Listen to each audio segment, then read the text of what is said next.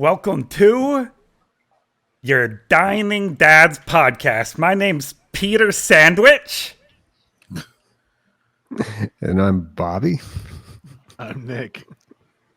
I'm Amanda. I'm Nick. All of a sudden. But what was that? Were we supposed to go right? Were we supposed to Peter Sandwich? Well, whatever. I'll leave. Anyways, I asked you guys to think about your favorite dining food. You gotta let us know, dude. What do you? I you had something planned, bro. I said think about your favorite diner food. I was thinking about Ryan Nick with malt.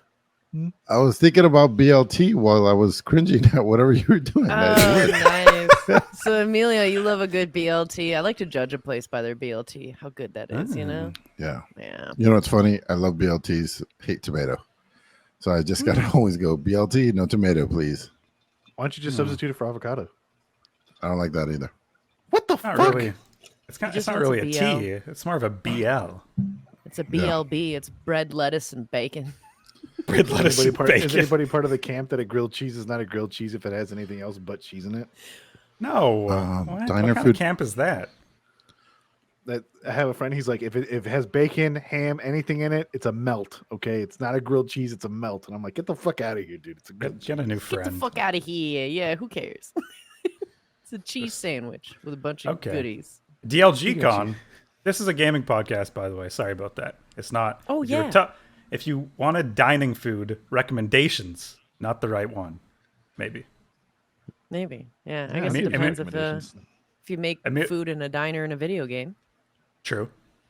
Yeah. DLG Con, what's going on? What's happening? Yeah, so with DLG Con, I don't have too many crazy updates. If anybody has put their deposit down, the rest of your money for what you owe in your room is due September 30th.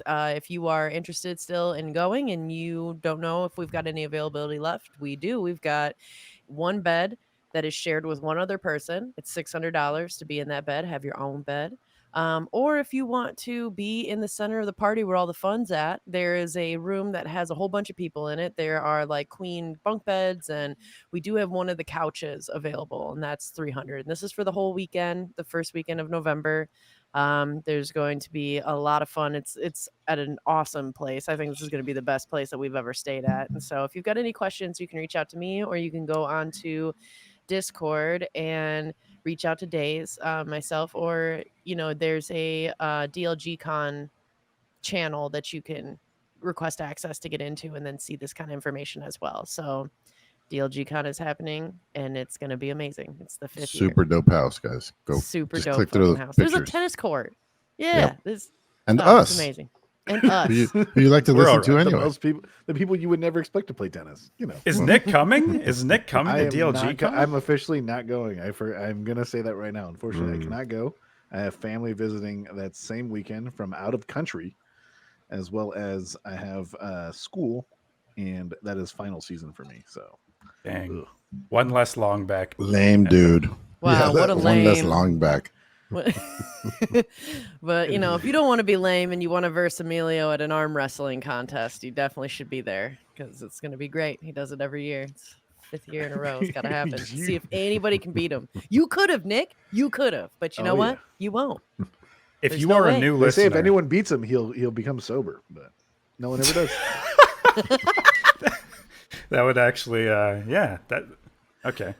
What if like 5 people teamed up and we all tried to make Emilio sober? I think we could do it. It's called an intervention, and Mexicans don't do it. That's an intervention. Called an intervention. If you're a new listener, if you're a new listener and you have no idea what we're talking about DLG Con, good.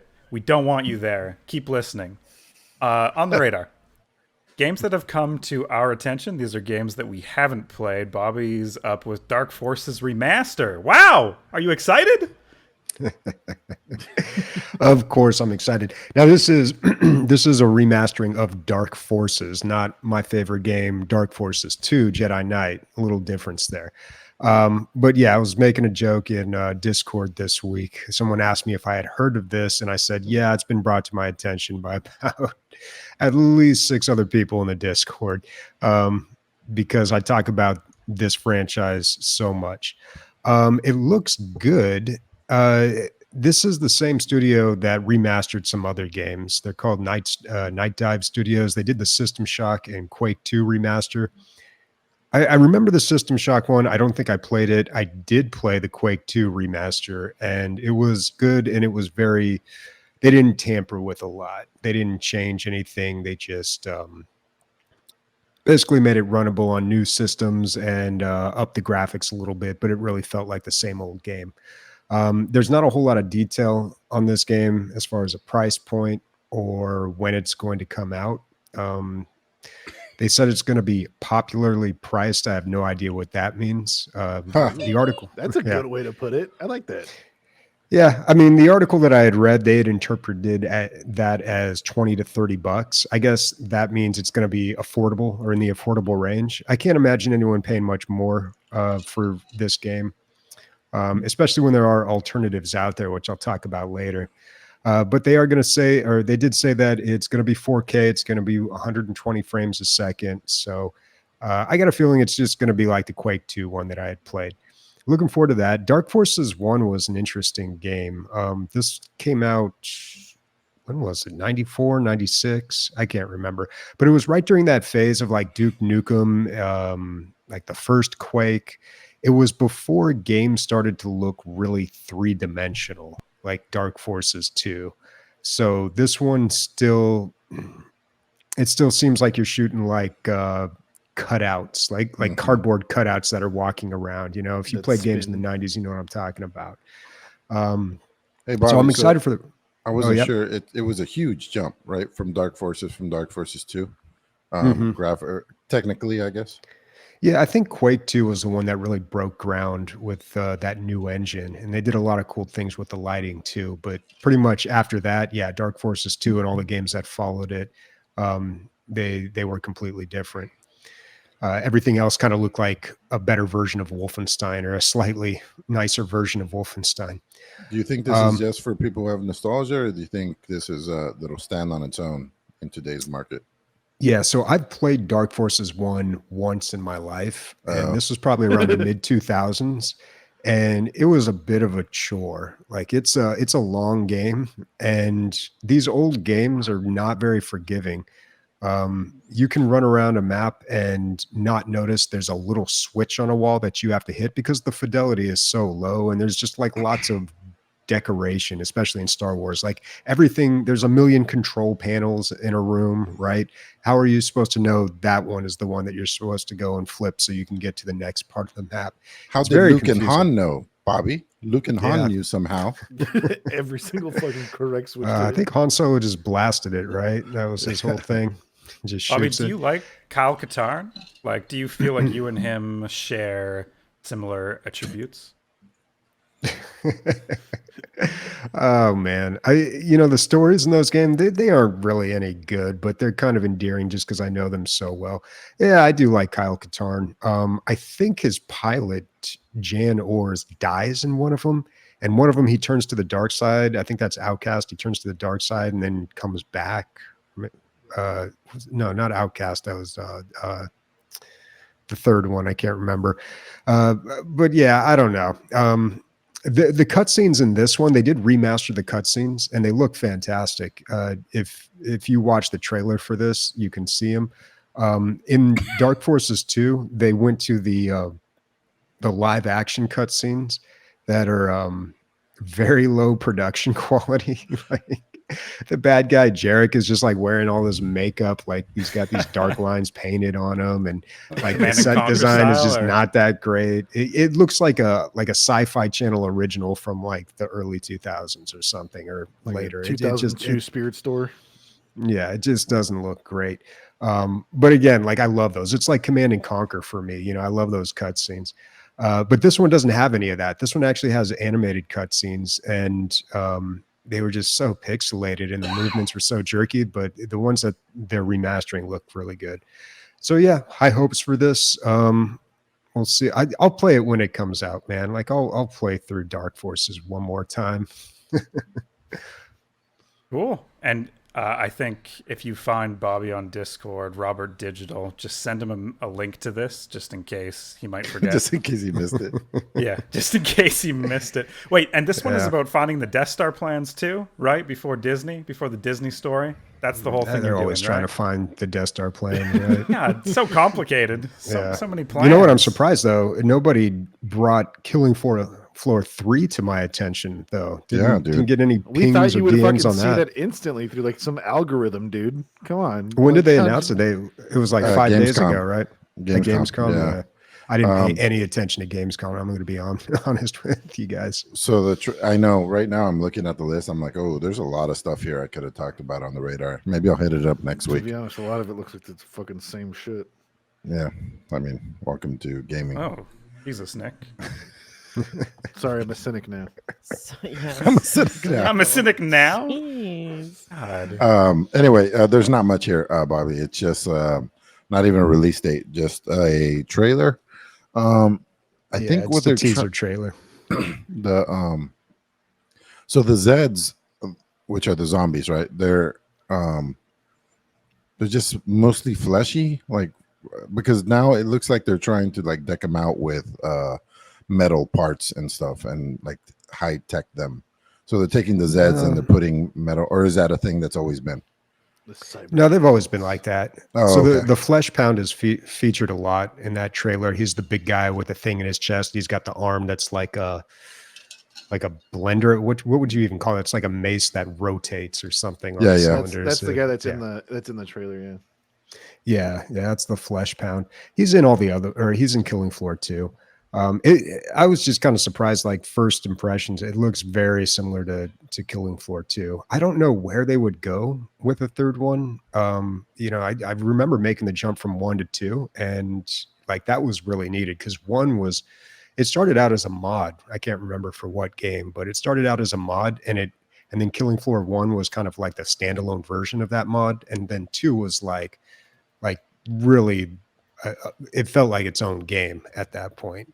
But 3, I don't know, man. Like I still play 2 and I love it. I'll probably play 3, but I imagine it's just going to be more of the same. Or just graphics and maybe new classes, or rehashing of classes. Do you want to see what game was the mod for? I'll give you a hint. It was a competitor for Quake 2. Yeah, I used to know this. God, what was that? Competitor with Quake 2. Or maybe Quake 3. Was Quake 3 2000 or 2003-ish? I It's a don't know. Quake competitor. Your own lies. You're tripping up on your own lies. It's What was it, Nick? 2000 What it's was Unreal it? Tournament 2004. Oh, That's it. Yeah. Unreal Tournament 2004. Yeah. But Okay. other than that, All right. Emilio, what is? I mean, we Nope. just talked about Killing Floor 2. It's Yep. Sniper's turn. Wow. We have a nice new little flow chart to see how the podcast is supposed to be talking about now. flow chart. With I don't know if that's the color-coordinated- technical term. with color coordinated sections, so we know what we're talking about. And you still fucked it up. Hey, we're all learning. It's our test episode for this. Yeah, we're all learning our colors. Okay, guys. Pioneers of Pagonia.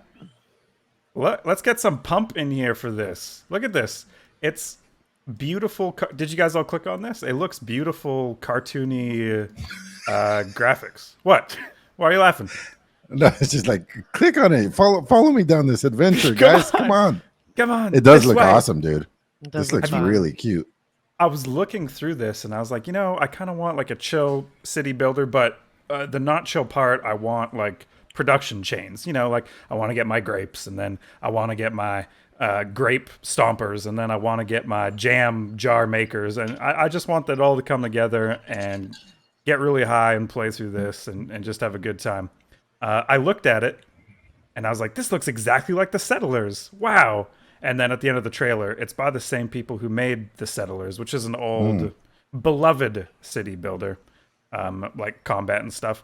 It does say there's going to be combat in this game. I kind of wish there wasn't. Like, I need a game that like doesn't force He wants to combat. can grapes, Yeah. and make wine, but of course nobody wants that goes grapes and wine. No, Raiders are gonna want those grapes and wine, dude. That's He wants true. I City thought maybe he would want skylines to in make medieval grape times. jelly. That's Mhm. what No, he no, wants. no. I just want to. No, City Skylines. Okay, I'm going to take off a day for work for City Skylines, and it's not. That's not a chill game. I'll be like referencing manuals. I'll be like pulling up maps of real cities. I'll be like googling how to optimize my traffic. Like that's not a chill game. Okay, this is a That's chill not a game. game. It's a job at that point. This is not a chill game for me. The other one that we talked about 3 weeks ago, Christian, that one was really chill. It was like a reduction of a city builder, where you just kind of like drag and drop. Do you remember which one? It was really lo-fi. No, I can't. I can't remember. Drag and No? drop. No. Yeah. Okay. It was all really blocky. It looked like For the King. Oh And- yeah. Oh. Yeah, A that one- reductionist. Yeah. Yeah. what Anyway, you're talking that one about. looked I forget. very, very. That's a good calm. name for a game. Drag and drop. But it's like dragon, like a Ooh. flying dragon. Maybe like, Ooh. and you drag and drop dragons. Dude, I don't know if you should Oh. have said that on air. That could be. That could be. Yeah. It's $1 million idea. Yeah, Right that could be there. stolen. Like your Bad Batch do it. thing, which I was surprised I didn't see at Gamescom, but I know it's coming. I know someone listens to this podcast and is making that. A survival game, Forever Skies. Have we talked about this one before, Emilio? What's going on here? I don't think so. I can't remember that we did. So this is a gorgeous survival crafting game where you have this like not an airplane, but like a floating platform. It kind of reminds me a little bit of Raft or the other one where it's basically just like Raft. But anyway, you continuously upgrade and build up your floating platform, your flotilla, I guess, and you like descend into the post-apocalyptic wasteland of former Earth and try to gather stuff to make your floating platform better. And the story, apparently, the story is pretty good, and it is revealed to you in snippets and videos and things that you find while you're exploring. But it's 100%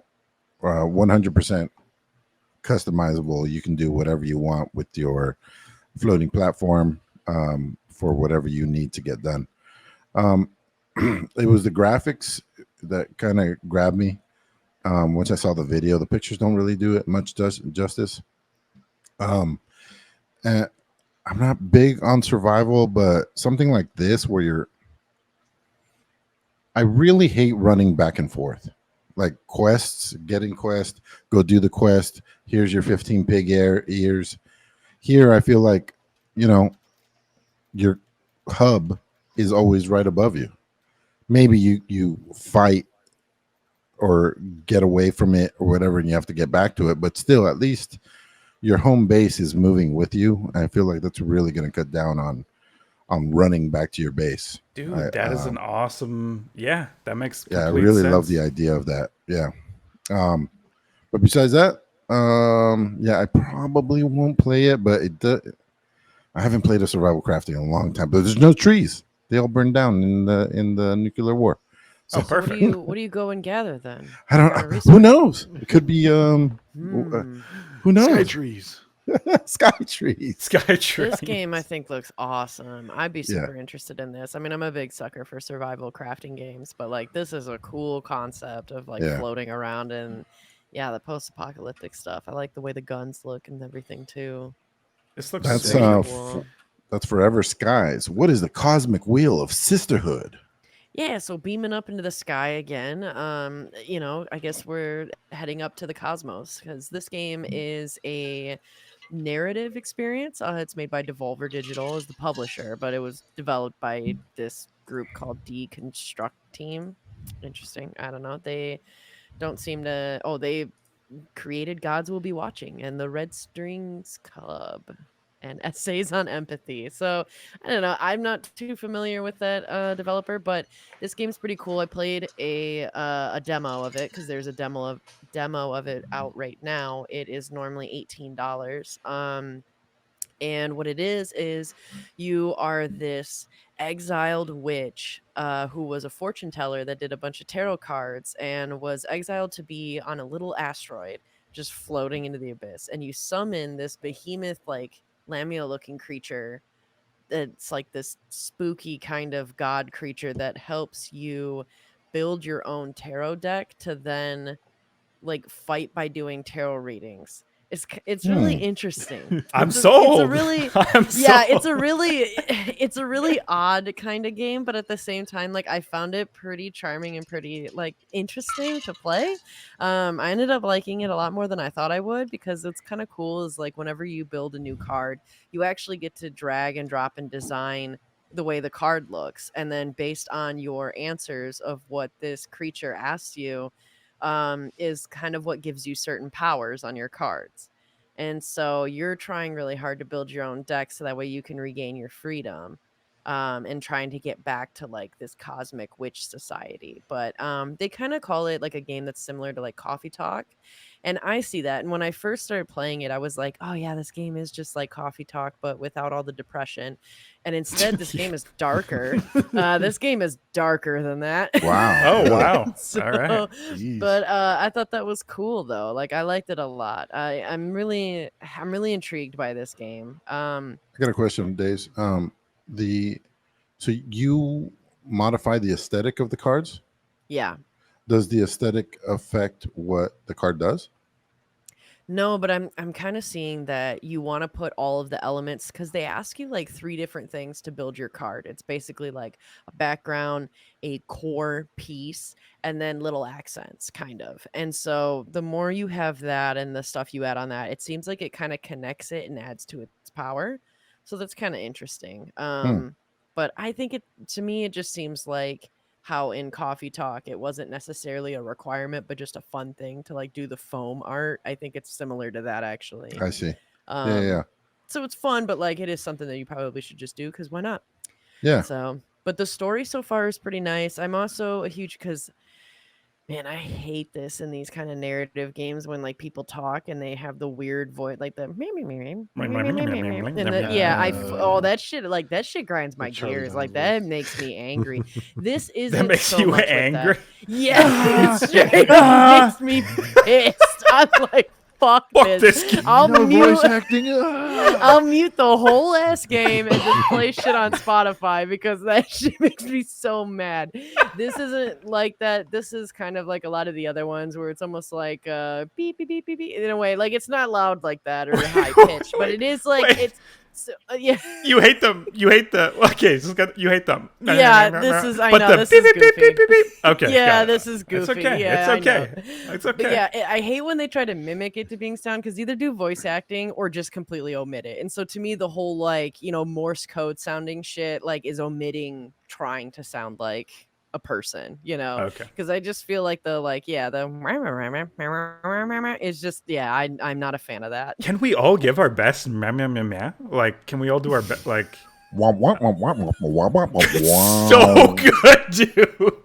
That's Okay, such a good one. Nick, I know you got a My good favorite one. is the Animal Crossing one. It's like they try to do the words, but it's like. Oh, that's so good. Oh, that dude, you nailed that. What? Okay, Bobby. Well, I can't follow that up. But I do want to shout out one game that I thought did do this well. What was the game? Oh my God, I can't remember it now. What was the one? It had like a Shout out. Dutch version of it, and it had vampires in it. And Probably stop making things up.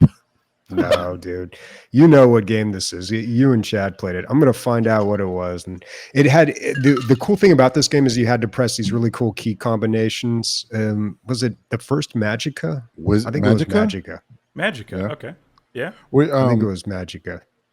And how did they do the voice? Where's everybody else on this? It doesn't bother me at all, even a little bit. I don't. What yeah, I don't.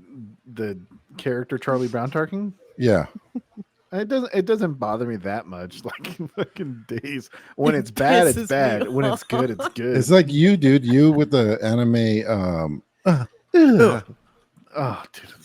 Yeah, see, and that does not Everybody bother has me their at all. Fucking Yeah. Everyone has dude, their but it's thing. like they're like porn sounds, but like they're at the weirdest times. They're like, we gotta go defeat Demon Sororia, and then it's like out of a sudden, out of nowhere, it's like, and like 10 seconds, like, and you're like, what the fuck? Is someone just grab your balls? Like, what's going on here, dude?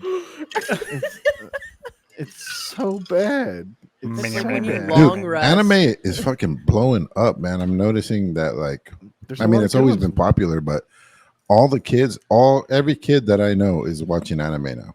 They don't watch like traditional American. Been like anything. that for a while, dude. Yeah, Trust me. Pokemon. Where the Oh, fuck you know. you been? Yeah. Oh, I know.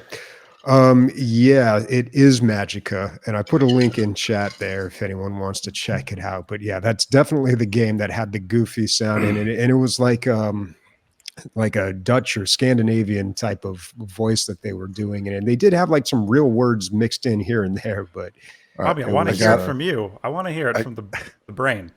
Come on. Give me I your gotta best jump. shot. it's just gonna be a Dracula impression, like blah blah blah. Ah, That's pretty good. hey. Put that in Castlevania right now, dude. That's blah, blah, 1999. blah. That's 1999 Game Boy sound effects right there. This all Yeah. this all has something to do with the game that I played. The only game that I played this week, right before the podcast. I've been so busy, but I got to jump ahead a little bit. So in BroForce, the kernel that gives you all your, it's like the best version of this. He'll be like, a terrorist operation or go Yeah, like that, Yeah. and it takes 5 seconds and then maybe another 5 seconds to fly your helicopter to the next thing. But there's an arcade version of the game where it says here's a version of the game where you can play level by level without being oppressed by our crazy storylines and overdone storytelling. It's 10 seconds, but it's too much for some people. I'm sure that there was one guy in their team that was like, this is all stupid. We don't need the helicopter. We don't need the colonel. We just go. It's all about the action. And so, they haven't. It's so funny. It's like a game that has tons of dialogue and tons of speech and everything. Okay, yeah, it'd be cool to have an arcade version where you just fight.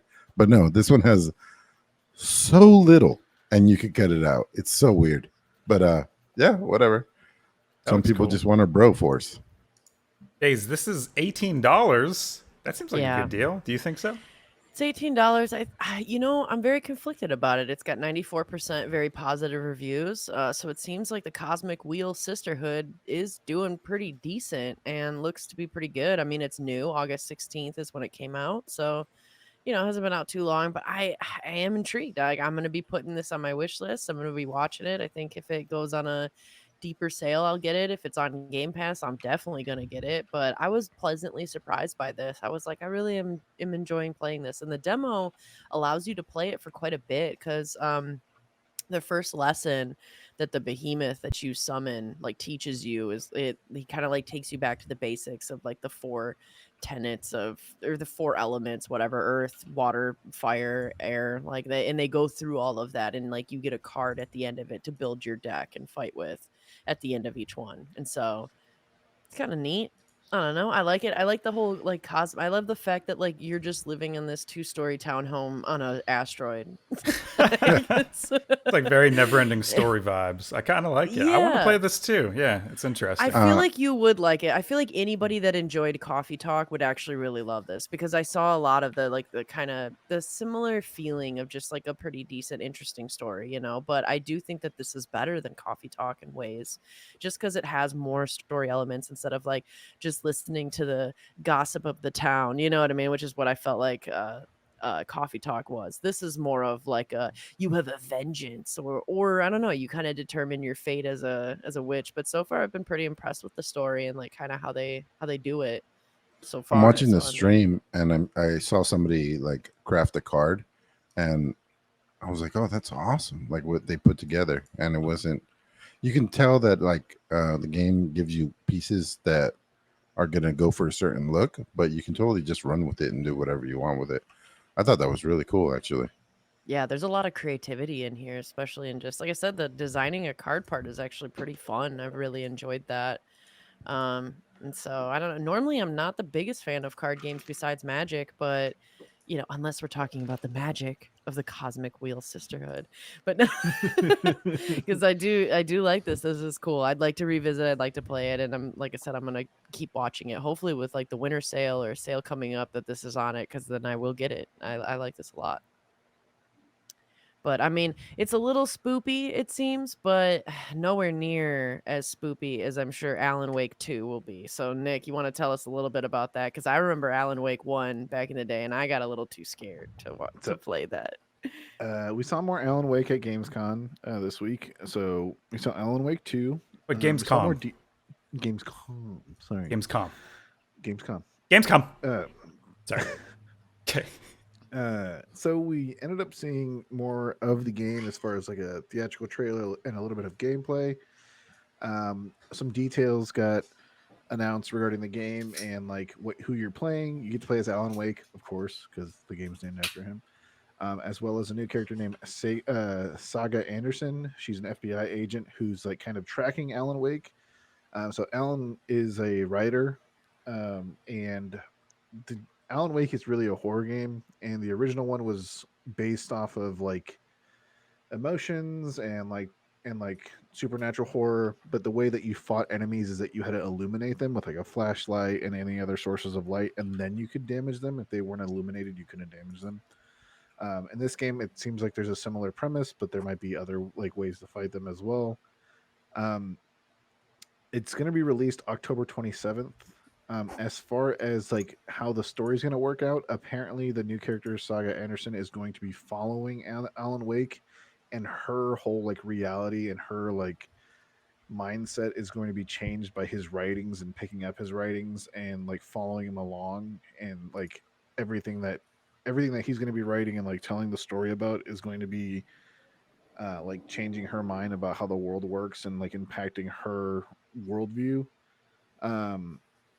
And so I think this might be a pretty cool narrative game. The interesting thing is that there's skins for a single player narrative game, which kind of doesn't make sense for me. The only reason I bring that up is because like there's a pre-order bonus. Then again, Jedi Survivor had that too, I think. Yeah. Ponchos or something. I see there's an ornate revolver skin. Dude, when I DM, I use the word ornate like way too fucking often. I'm like, the buildings are ornate. Everyone's like, yeah, we get it. They're fucking... You gotta use fancy or decorated. Yeah. Bougie. But yeah, so Alan Wake 2, I'm excited for it because it was kind of console locked to Xbox 360 at the time. I got to play a little bit when I was younger. I like the Alan Wake series. It's actually a game that I watched the whole thing on YouTube back when that was like Let's Plays were The Rad Brad? YouTube. Did you listen from the Rad? He's my go-to no commentary or few commentary story narrative like PlayStation games. I want a narrative for Emilio, especially when he comes back from his breaks on Dude, he's got camera. Dude, there's so much in his mouth right now. He just inhaled a whole slice of pizza, and he's trying not to make noise and put his headphones on. It's the perfect CC though. You know, you just cast pizza on somebody, and they'll be whole person for a Dude, turn. You for Emilio, it has to be bothered. day-old, non-refrigerated pizza. You just throw it in front of him. He's like, it's like just hold person essentially. When do we do an intervention? If someone has consistently doing real life references, like they're talking to you in real life with real life things you're doing, and they're referencing Baldur's Gate, when do we do an intervention? For what? Never. It's one of the greatest games of all time. Why don't you play it and see what the fun is all about, buddy? Okay. Why don't you stop building cities and stop worrying about traffic and go slay some goblins with your wife? Wow. You were trying to call out a problem of somebody else, and The problem is you, my friend. I I'm have telling the you right now, problem. as someone who's been DMing for 6 years, this is the best game that you can play to get as close as you fucking How are can you to not playing D&D. this game, Christian? I don't know. I just don't. I'm just not playing it. I'm just But why? counterculture because I'm Canadian and Yeah. it's PCs. Oh my They call me god. the Okay, CCC. one thing I don't. I like don't prime disagree. ministers, not presidents. Shut the fuck up. They're called Chris, not French fries. Okay, that's not true. One thing is the price for me. You know, I think it's worth the price, but I want to have the time. I want to dedicate the time, and I want to have a group of people to go with it together. Because as I mentioned before, I hate the inventory management. I hate managing the inventory of people in my party. I don't care. I don't care about these people. Do you want? I do you wanna want know my something, Matt? character. What? Are you trying to play with other people, or are you trying to play like not worry about inventory management in the game with the CPUs?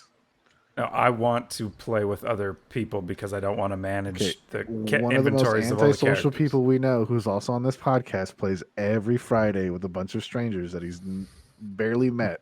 Okay, and he loves the game and he's continuing to play it. I think you can find 2 other nerds to play with you and Rianne. Oh, we I do can have a find the spot open people. on Fridays. What'd you say? No, I can't do it. I can't commit. That's a lot. I need to make sure every Friday is free for the next how long? Like, how many Fridays is it going to take? 50? 60 Fridays? I don't know, man. If you miss one, it's not a big deal. That's the nice thing about the game is you can jump in and out whenever you want. Somebody said Starfield is like 120 hours to complete. Oh yeah, Jesus. apparently it's fucking huge, dude. It's In this economy? Bro. We're all working this too much to play economy? Starfield. Guys, I thought Wow. Bobby was frugal until I met fucking Christian. He sent me, so he was paying me back for things during his trip to Hollywood, which was fine. And like he didn't even have to, but he sent me like 167.82, which means he was keeping track of things down to the cent. I don't To give be a fair, shit. he was gonna buy a house, dude. He's trying to be like as frugal as possible. I'm just saying. I don't know if he's continuing to do that, but if you're going down to the cent, you're going. Geez. Look, guys, look how frugal I am. This hat is custom made. It is just a Dollarama hat that has been glued. It's not even a cowboy Dollar hat. Emma. What is Dollar Emma? What is a Dollarama? You guys don't have Dollarama? Jeez. Oh, Is it- Dollar like a- Rama. Probably a Dollar General. Okay. Dollar General. Yeah, Dollarama. It should be like a Toonie I Rama, like or that maybe name. a Buckarama now. But anyways. Okay. Like a 5 and below. 5 and below. Oh god. A 10 and up. A 20 and All down. right. I mean, we still thought it have- was gonna we be still have called one the- more thing. The oh, Deckle sorry. Reckle or something like The that. Deckle Reckle. Deckle Weckle. Fort Solis. I was Tell us gonna about say, yeah. So, to move away from bullying the Canadian, I put It's a this great game segment. of another. Yeah, I've got another story-driven game. This one is like a walking simulator, but another story. It's very cinematic, and it is a thriller that takes place on like a red planet. You get to this base that's on this planet that you're exploring, and it's empty, and you're going through and you're exploring it. And that's about the extent of I know of what's going on with this. What I thought was really cool about this game is that it's told in 4 chapters, and they like advertise that it's like a Netflix series, which I thought was kind of wild that like we're advertising video games like within the context of comparing it to Netflix. But what's also interesting with that is that during Gamescom, they had a game that was kind of like that too that they announced, which was this game called Rebel Moon, because they're talking about this like video that they're going to a film that they're going to have that's a space opera for Netflix called Rebel Moon, and so they're also going to be making a video game adaptation of that. And so I'm kind of wondering if we're about to start seeing, because it looks like Netflix is going to start having like a gaming thing as well, which I thought was kind of interesting and weird. At least that's what they said. They said that you can play Rebel Moon on Netflix games, which I was not expecting. I guess in a way I'm not surprised, but it's like I said, I'm kind of confused, I guess, as to like the tight link between Netflix and gaming that seems to be forming. So I don't know. I just thought that was kind of interesting that they were comparing this game Fort Solis to like a Netflix series, but all they mean in that is that like you can binge it all in one intense session or play it like chapter by chapter, like an episodic TV show, which I think is kind of cool because you respond to this like alarm call from like a remote mining base. And so you head to this place called Fort Solis, and there's a bunch of storms and things going on. And so you're trying to figure out what the hell happened to the crew until like the crew begins to reveal itself in a way. And so looking at it, there's definitely some like kind of spooky creatures and just some really intense moments. So I don't know if I can handle the game, but this game does look like a really beautiful story to watch or something. Like this would be a game that I think would be cool to watch on stream even, or watch somebody else play, just because I can't really handle a lot of the game, even though it's like a walking simulator and all I had to do is put one foot in front of the other. Sometimes that's terrifying, and I just want to hide in the first closet of Amnesia and never leave. So I mean, this is my happy place. Yeah, at the It's not so beginning bad room. in here. Yeah, and then you turn What around child? a corner and it's like, ugh, creepy. So yeah, but this game, I mean, it looks beautiful. It looks It's definitely really very cool. very nice and graphics. It's gorgeous graphics, and it looks like it would be a really, really cool storyline. It came out on August 22nd, so also really recently was released. It's got mostly positive reviews. There's like 430 reviews and 70% of them are positive. So that's kind of, to me, almost more of a mixed bag actually. But and so people are kind of saying that like the graphics are nice and the voice acting is really good, but it kind of seems like a lot of people are bitching that this isn't a game and this is more of like a movie. But they do advertise don't they say this that? is a cinema. Yeah, that's what I Yeah. just said. So when it comes to the reviews, think about it. So, but This is crazy. otherwise Have you guys? most of them are good. Who's watched Black Mirror this last season? Oh, dude, I just started. It's crazy good. It's awesome. Yeah, the first two episodes are very meta. Like both of them reference Netflix. The first two episodes. Well, Streamberry. Yeah, Streamberry. Streamberry on one of them. The other one's Netflix, straight up. Oh, the really? second one. Yeah. Oh, okay. And it's we're getting to the point where it's just like looking at itself. The interesting. AI has become unnerving. self-aware. Yeah, It's I don't know unnerving. how Black Mirror is because the vignettes don't have anything to do with each other in general. So I imagine it's a different writer for each one, but you can kind of see what there's parallel thinking going on. It's really interesting. But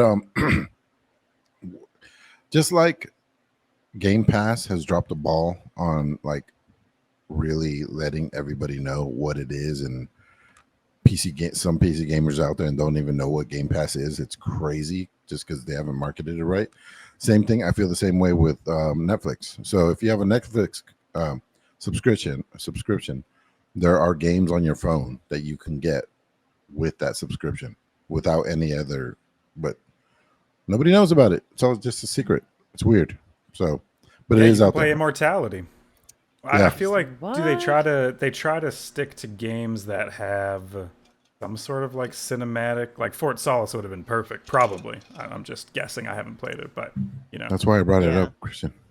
Oh, But yeah, like a good See what I dude. did there? You're so smart. I know. Wow. I know, man. Nice.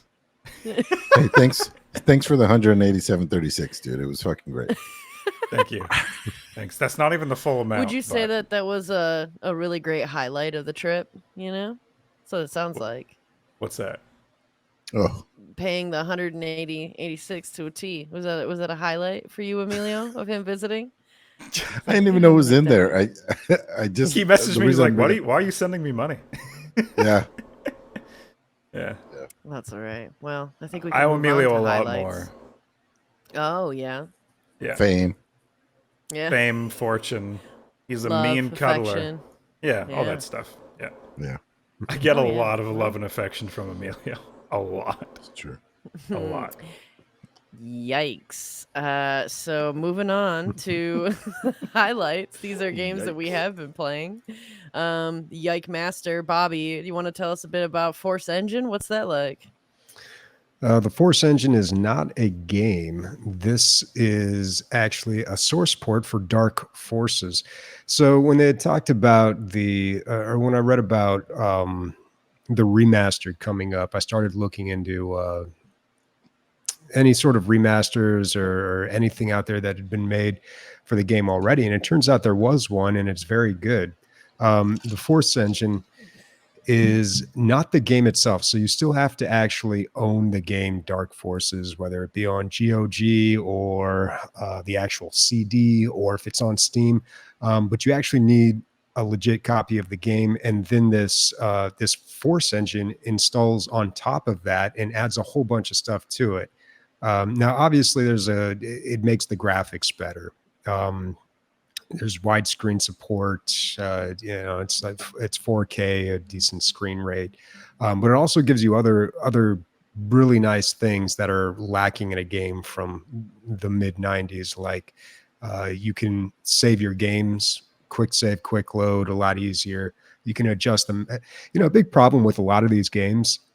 First of all, they don't run on newer operating systems. Now, if you buy it from GOG, they do a much better job of making sure that it'll run on newer machines, but for the most part, it's really hard to get them working on these newer operating systems. So, I mean, that's a challenge in and of itself. But then once you get that, the mouse is always way off, because you'd have to imagine a mouse in the 90s on a 1024 by 768 resolution. That's very different from a mouse these days with 1600 DPI on a 4K monitor. So a lot of times what happens is your mouse, you get the game running and then you move the mouse just a centimeter and it just goes flying. Your character spins around 360 degrees. And in some cases, these games you can't even adjust the slider enough to make it usable. So you do need things like this Force engine here that lets you adjust the mouse sensitivity appropriately. Also adjust the field of vision, all the usual things that you need. It worked surprisingly well and was super easy to install. That's what impressed me the most. You just install it, you tell it where you have the game installed, and then you load it up and it works right away. So I did start playing through some Dark Forces with this mod, and I couldn't tell. The music even sounded better, but I don't know. Maybe it just seemed like that. Maybe I was hearing it for the first time on decent speakers or earbuds and not on little 2-watt speakers from the 90s, and it sounded better because of that. But that game is, when the remaster comes out and I play it, it's going to be a bit of a chore. And that game is, it's long and confusing. Is it one hit shit, Bobby? If you get hit once, you're done, or is it the damage that builds up and then you have health, you have shields. Yeah, Okay. It's especially if you're playing on medium difficulty. It's not too difficult. The hardest part about these games is finding out where you're supposed to go. The layout. A lot of these older games like Doom, they have a key system, so you've got to find the red key to open the red door, and that takes you to the next area. And this game is the same thing. There's a lot of Dark Forces 2 was the same as well. There's a lot of you have to hit a switch over here, and then it opens up this panel here, and then you go through this door, and there's a little puzzle or trick you need to figure out in order to get to another section. And it's very creative, but I don't know, just because the fidelity is so low and the graphics are so low quality, it just kind of makes things difficult to figure out. But I don't know. It's still a good game. This was a big deal back in the 90s, because I don't think we had a Star Wars game quite like that. Dark Forces, especially when the second one came out. Man, that was. We need to do a video, Bobby. I don't know. We need to do a video of all the Star Wars games. I would love to stream playing. I feel like I could stream Dark Forces 2, because I could probably do director's commentary on it at this point. But if I were to stream Dark Forces, it would be very boring. You just watch me being an idiot that can't figure something out, and then it turns out to be the simplest thing. What I did notice about this Force engine, they added they understood that this was a problem. So they added this little sound effect when you get close to an area that is important for progressing through the level. And I didn't recognize it at first. I was like, why do I keep hearing that when I pass by this area? And then I think I saw it somewhere in the options, but yeah, it like alerts you when there's something you need to do, which That's cool. it might be cheating, but honestly, I think it's Just kind of put there necessary for a reason, this game. Bobby. Yeah. You know, I had the same problem. The worst case of this that I can remember is Turok. When I went back and played Turok, I never really played it when it came out. I was aware of it, but then I went back and played it a couple years ago when I got it on Steam, and that game is just, again, it's got a key system. You've got to capture these. I think they're crystals or something, and they really hide these things. And you just got to scour the map, and even watching a play, the maps are very non-linear too. So even watching a playthrough online is very confusing. It's hard to really get a sense of location. Like the geography is tough. Yeah, that's how man. they Old can games boast. were. There'll be like 100 hours of gameplay, but they don't tell you 75 hours of that is fucking looking for these goddamn crystals. Yeah. And then you watch somebody speed run it in like 35 minutes, which is nuts. But The best thing about Morrowind is that the shrooms made noise, the river shrooms, right? They made like a and then Oh, they do in Skyrim too. yeah. Yep. Yeah. It's just good game design. And Dark Force Oh, and is that catching up. same plant is in Starfield. Near root, I want to say. It glows and it sings, right? Oh, yeah. That's cool. Yeah, They're yeah, it's crossing really cool. universe. Do you think? Okay, this is kind of off the beaten bird walking, but Starfield, all these planets, all these generated areas. Why couldn't one be the planet of Tamriel? You know, like at least the geography and plants and fauna and stuff of it. That would be cool. It would. Absolutely. Why can't Thanks. they? Yeah, it'd be amazing if you had Nern and you could just fly there. They're gonna mod that in. I Somebody's love gonna it. mod in the whole game of Skyrim into fucking Starfield. I hope And you'll so. be able to laser blast fucking dragons. Have any of you I guys would hope been so. to Antarctica? Nope. No, Have not. Christian. No. Wait, no? Oh my No. god. Well, I took a trip there playing South of the Circle, which is a really fun game. I haven't played a point and click adventure ever like this, but just generally in a long time. The dialogue options in this game are different shapes, and they represent different emotions. So you don't know exactly what your character is going to play when you hit it. Sometimes I hit the angry emotion, and the character is angry in a way that I didn't expect, which ends up being good.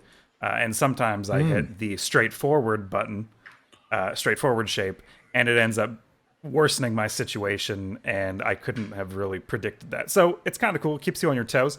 The story is you are a scientist who is studying the climate and visiting Antarctica during the Cold War. But as you can probably expect, there's spoilers. And the game is only like 5 or 6 hours long, so I don't want to spoil too much of it. But basically, you're in Antarctica, and you're hallucinating because it's cold and you're in a survival situation.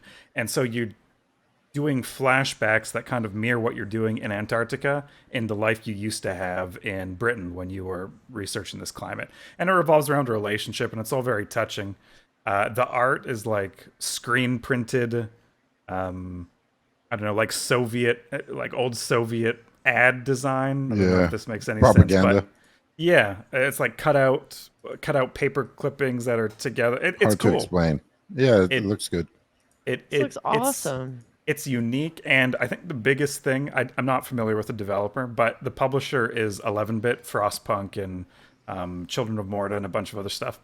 They always publish these games that have like really rich stories, and they're not always RTSs, they're not always narrative builders, roguelikes, whatever. But like as long as they have a deep story that takes you places, they seem to publish that game. So I'm looking out for 11-bit as a publisher. You know, I was shocked that I liked this game that much, or this game that much, and it goes into my yearly goal of playing more of less games. I don't know if I don't think I've said this, but last year on the Steam recap, I realized, god damn, I'm playing so many games for like half an hour, 45 minutes. Am I really having fun? Like, am I really getting into any of these games enough to have fun? So I 100%ed this game, and I'm kind of trying to take it more slowly this year, and it's been a good time. Well, you Any finished it questions? completely. Nice, Finished man. it completely. Yep. You know what this That looks reminds me awesome. of? At least the art style and what it looks like. Did you ever play? Do you remember like Among Us and all those like games that came after it, like those like Yeah. Yeah, hidden there was a assassin nice one, right? There was an Mhm. ice one, and but Yeah. the idea was that like everybody there was like 3D models, and it was in the ice, and the ship was constantly moving, and you had objectives to go do while the ship was moving. Like you had to like go get Oh food yeah, or yeah. whatever. I remember that one. Yep. Yep. This reminds me of it so much. I thought it was the same dev. It looked like it so much. So like I Was ended it up looking at Project It's not. Winner? Project No, Winner. It is. That I think sounds yeah. familiar. I think you're right. Yeah. Project Winner. Christian, if Yeah, you were that gonna was a say fun the one. single best selling point of this game is, The you would story. say, Definitely the story. Yeah. And okay, I don't know if anyone is. I'm not the biggest point and click fan, but when the story is like this good, it's basically like you're watching a movie, right? You barely do anything; it just unfolds in front of you, and you won't be disappointed if you're a fan of story in video games. If you're not like Bobby and you hate the fun and nice things that gaming has to offer us, pick it up. I didn't mention the price. It's $14 Canadian. That's 14 decals. That's probably $2 American or something ridiculous these days. Which you're getting, like, it's just really good value, really good game, really good publisher. Check it out. now I'm not shitting on South of the Circle. I think they did something very nice here. I just want to know, let you know that Baldur's Gate 3 has a better story, and the interactions with the characters are even more intense. So just waiting for It's you just- to play Yeah, at any just point. at any point. Yep. Have you played Baldur's Gate, Emilio? I have not as much as anybody else though. But you've been I enjoying want- it. So literally everyone here has played it. Correct, except Yeah. for Yeah. yeah. Okay, I see And- how it is. North of the border and south of the border situation going on. The battle And lines are drawn. Traditionally, I don't think they put their games on sale anytime soon. I'm fine with the price. I just want to make sure that when I buy it, I'm like ready to pick it up and like dive into it, because like the Yeah. time commitment seems so huge. I just don't It want to pay that is. much money for something if I'm not ready to like heads over heels it, Just do it before So- you have a baby, because you're not gonna have any time. Yeah. As someone who has one, and I get about Yeah. 2 to 4 hours of free time, that's sacrificing my sleep to do so. Yeah, Yeah, doing it before. I have- yeah. You end up But- sacrificing sleep. What I will end up saying, Sniper, is if you really want to devote like the free time or whatever, or you want a different way to look at the game, look at each chapter as different games. And the reason I say that, because as someone who's completed the first chapter and the second chapter, besides all the abilities and the characters, they play very differently. The emotions and the story is very different between the two. And that's all I can say without spoilers. It is you go from happy fun town to sad fucking deprived area of grossness. And it if you treat each act like different games, and you can be like, hey, Rian, let's buy Baldur's Gate, let's put in 30 hours into the first act, because you can do act 1 in 30 hours, you can do act 1 in 12 hours if you really fucking want to. But let's put 20 or 30 hours into act 1 and let's see how we like the game. And then, because act 1 is a game in itself, to be honest, there's so much fucking shit to do. And if you like it, can you continue on to act 2? And if you like act 2, and non-spoiler alert, J.K. Simmons is in the game and he does a fucking killer job being his character. And that was enough of a motivation for me to play act 2. Because feel like Larian pays you guys. I feel like they pay all of you. I No, feel like what you it were is we finally have a fucking game that's not like Diablo or some other bullshit where it feels like you have to pay some sort of fucking battle pass every time you want to fucking play the game, or you have to grind 1,000 hours to proceed or be able to play with your friends, and you can play whenever you want, and you can do whatever you want, and you can enjoy the fucking story. And there's so many much decisions. replayability. I know it's amazing. I know the game's amazing. You guys have sold me. It's just my Stop personal. being a cheap son of a bitch and buy personal the game. Or You know, convince a user to buy it my- for you. I don't my know. real Do li- something shady. I know when my real life friends are messaging me about a game that like it has penetrated the like it's no longer a gaming thing. It is like a mainstream fucking like You're just a it's like contrarian. You don't like it because everybody he's a else contrarian. likes it. no, Yeah. no, I like He it. said- No, I like it. I like it. That is I like your it. thing, I dude. like it. I like it. Fine. it, but I won't Bot, I won't play fine, and enjoy it. 'cause I bot, hate my fine, life. fucking bot, BroForce. Join us. But you have to buy two. You have to buy two. You have to buy 2 copies. You have to buy Yeah. 2 copies. If you don't play with if you have don't to play get with 3. Rianne, I'm gonna be so upset with you, dude. Okay, now I have Leslie just upset. bought the game, and now I have to join her play. I have fucking deliverables. I gotta. The demands just keep increasing here. Now, not only do you have to play it, now Rianne has to play it, Yeah. and you have to play Yeah. it together. And you have to Yes. enjoy it, okay? You're This sick, is- Emilio. This is You're all sick. of your Sex. bros All right, coming let's at bring it you back. like a fucking force. And so, there we go. That's the transition. All right, Emilio, tell us a bit about BroForce, because you've I been wanna playing talk that. about Besides the- forcing your bro play Baldur's Gate. I do want to talk about the only game on the list that is better than Baldur's Gate 3. It's fucking BroForce. What? It's kind of a troll, but I really love this game. I've played it I don't know, 6 years now. I have 50 hours in it. And it's not a game you're supposed to put 50 hours in. If you don't know what it is, it's like 2D, very pixelated versions of 80s action heroes reimagined, and you in the side scroller game, and you usually die by the chaos that's happening, not the enemies. So much happens, it's one of these games where you shoot something that explodes that triggers some other thing, and then there's this Rube Goldberg machine of chaos that rains down on you, and you have to fucking dodge it all. But after I don't know how many years, probably 4 years since their last update, they came up with their last update, which is BroForce Forever, and it was free with 6 new bros. I couldn't even believe it. So, Bobby, you like movies. I'm going to give you their bro version of the name, and I want you to tell me either what movie it's from or the character. Okay? All right. You ready? Let's start off really easy, just so we all know what we're doing here.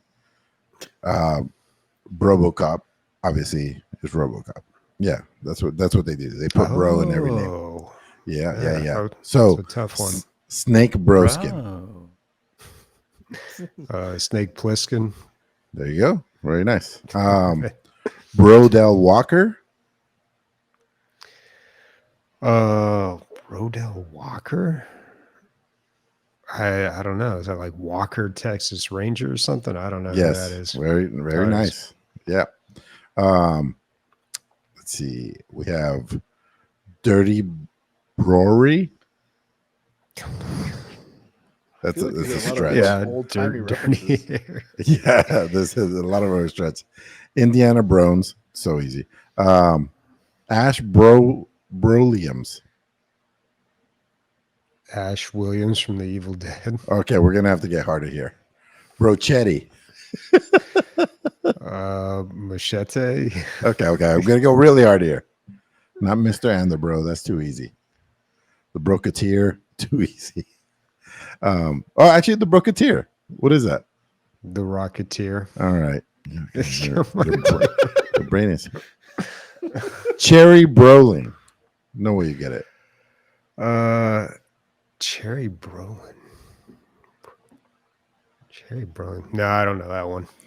There's a character in Planet Terror that has a machine gun for a leg. Oh yeah, Yeah, that's the one. All right. Yeah, two Rose more. Character. The Brood. It's a girl, and she's blonde. I don't know. The Bride, which is Kill Bill. Kill Bill. Yeah. Yeah. Okay. All right. Last one. It's good and obscure. Yeah, I know. What? Kill Bill's not obscure, dude. I haven't seen it. Yeah, but if I were to say The Bride, no one's going to think Kill That's Bill. true. That's true. That's true. You'd have to say the bride from Kill Bill. Yeah. Okay. Last one here. Desperado, a little too on the nose.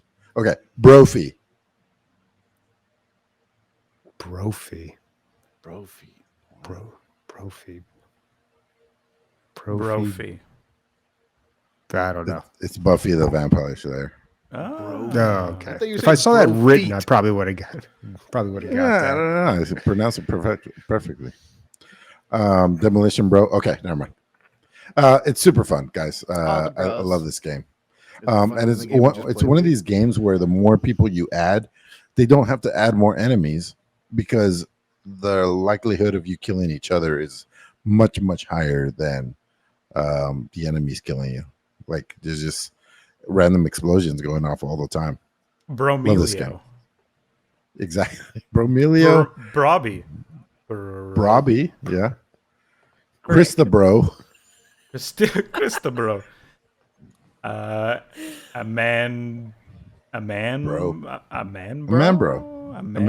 bro. And Brick. Bro. I like Brick. Brick is great. Or But Brock. Nick Bro. Dude, this game came out. Let me say. This game came out in 2015 and they just updated it. Overwhelmingly positive. 45,000 basically. 44,000 reviews. 97%. I mean, come on. I got amazing. I'll be back. Cool. Okay. Armored Core 6. How many? Wait. Did you guys like it? Yeah, like You guys all laugh. I didn't expect you guys to laugh. Little soft. Don't say what I'm Houdini. laughing Don't at say is the Houdini. fact that it played, okay? Yeah. And by the time you played it, his earphones were already off. He's already on P brain. He doesn't give a shit anymore. He doesn't care about anything that happens in this point in time in the podcast. Yes, P Like, he just cares about going pee and then getting another drink. Okay. You should play it when he gets back. Yeah, you Did that- should. Sits down. Yeah. Okay. Armored Core 6. How many cores are armored? A lot actually. So I ended up getting to play this for about like 2.5 hours. Boy howdy, does it still remind me of the older ones to play. They did not change much of the formula of the game at all. But they did update a lot of things, especially the controls. For those who don't know, Armored Core used to have the most fucking obscure controls known to mankind for a console game. If you Google or YouTube Armored Core grip, you would see that people held the controller at like a weird 30-degree angle, almost vertically. It was gross. And however, now they've kind of streamlined everything. You can remap buttons and stuff like that. But even then, the targeting, there's two main targeting systems. One that's kind of like Dark Souls like, where you can lock onto a target and then move the stick to the right, and then it'll just move to the next target. And then the old school targeting system, where you have like a reticle in the center, and whatever target is closest to the reticle in the center, your weapons will lock on to. In my opinion, that's the best one, only because like missiles are a big part of this game, and missile systems are a big part of this game. And locking on to multiple things is way easier just to drag your aiming than it is to keep tapping it to be able to lock on to multiple things. Is this a beat 'em up game? Like, I know nothing about Armored Core. So I'll get to that in a second. Other than that, what the fuck is Armored Core, and why are they making another one? What I'm guessing is they're tired of making fantasy games that outsell everything, like Elden Ring, and so they decided to make an old beloved game called Armored Core. There's not much story. Okay, you're a mercenary on this planet. The planet has like a resource that is incredibly important. It's a non-open world game. It's a mission-based game. So what it is like you have these contracts, and the contracts would be like, go destroy these transport helicopters, and whatever defending forces are around them, or it'll be like, go destroy this other company's armored core pilots and armored core students before they can get in them and stuff like that. And usually something random happens or something unexpected happens. It's totally expected. Like, go destroy those transport helicopters. Oh no, they had humanitarian supplies. Now the fucking territorial defense. No, and everyone's mad at you. But no one really gives a fuck about the story. They care about the like the customability. Typically, you have 4 weapons, but technically, I think you can have 6 weapons. You have a weapon for your left arm, your right arm, your left shoulder, and your right shoulder. You can have like cannons, miniguns, laser guns, all kinds of shit, laser swords, glaives, all that kind of stuff. The game can be as slow as or as fast as you want it. So is this like a narrative adventure? Is this like a point and click? No, it's not a point and click. It is very much like a gliding Twitch fucking like a gliding Mobile? No, not mobile. I was gonna say mobile Gundam, but what is the game? Is it like Elden Ring? Is it like combat like Elden Ring? Like, so it's third person. It's very twitchy. It's very like you're dodging gunfire and missiles and things like that, and you're constantly moving. It's a mech game that is like very fast paced. It's not like Mech Warrior where like you're stomping around and you're really slow and things like that. Like you constantly have like your jets on where you're like kind of like floating above the surface and you're like skating around above the ground. You can fly and you can like do this like dash so you can run into stuff and like destroy them that way. But what ends up happening is the design now has become like you do a bunch of missions and then you'll fight like a boss, and the boss will be like an Elden Ring kind of boss, like where they have extremely telegraphed moves where you either have to like dodge or hide or like use a defensive ability, one thing or another that you need to do, and then you beat the boss, right? Most of the time you're not going to beat the bosses in one try. And the game's not that hard and it's not that easy. I've died a couple times already. Only because like you'll be blindsided by things, right? Like you'll go into like a quarry or like you'll go into like a valley and there'll be like 10 fucking missile systems around the corner and you just get blown to shit and you're like, oh, okay, I should have checked. But it's only $59 compared to games that are like $70. Everyone's giving it an 8.5 out of 10. I completely agree.